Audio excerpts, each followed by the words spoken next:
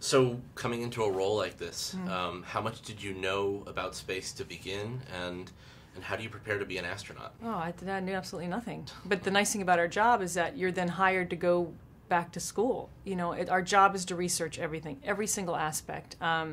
It was my brother-in-law that found the ISS for me. He had a wine bottling company or labeling, you know. You just have to, it's like going back to college and researching a paper in a world that you're totally unfamiliar with.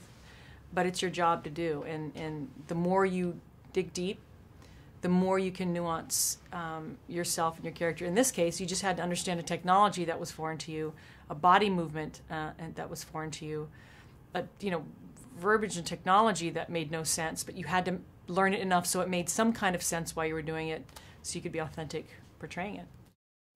So on the subject of reality, you went to an amazing extent getting a lot of the details that a lot of the public may not even recognize, that what things were called and in different languages, but you also had to diverge from that to tell the story.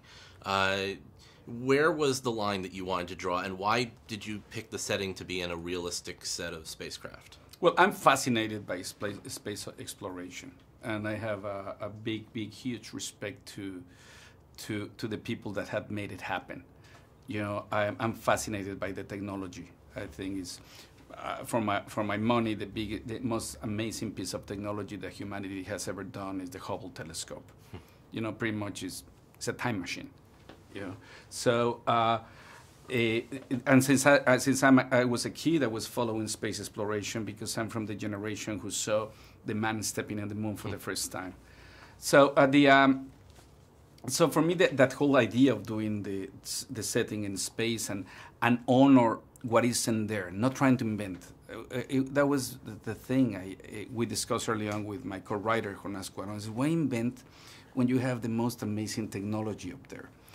And then why, where we drew the line? I think actually it's a very good question because this is not a documentary. It's a piece of fiction. Mm-hmm. And in the frame of the fiction, we wanted to be as respectful and accurate as possible. But obviously, you know, we have to take a big leaps and big freedoms to tell the story. Trying to respect a couple of things. One is physics in space, and the technology that is over there. Stuff like procedures, yeah, you know, like the amazing thing of space program, if you think about it, how many missions they have done ever since it started, how many incidents they had. Very minimal, because the space program has a lot of alternative procedures for any circumstance, you know. Another thing, the orbital position of there are in different orbital planes, the Hubble telescope, the space station, and the Chinese station. And we had to put them in a similar orbital plane because otherwise we would not be able to tell the story. Right. We did a draft in which we tried to respect everything. From here went to something like that. And everything was just about explaining to audiences all of that stuff. So we have to try to create a balance. We had to physically shoot everything, and then they CGI'd the suit over our body and the surroundings. So I know physically what we did, and I knew what every single motion entailed. I'd look at it and go, oh, that was 8 hours of being flung up, and you know.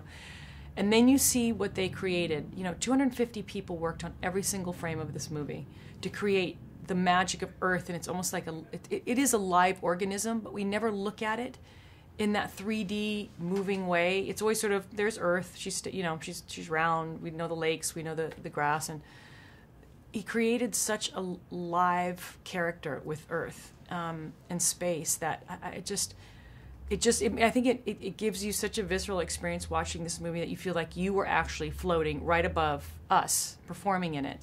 So he gave you sort of a portal into space.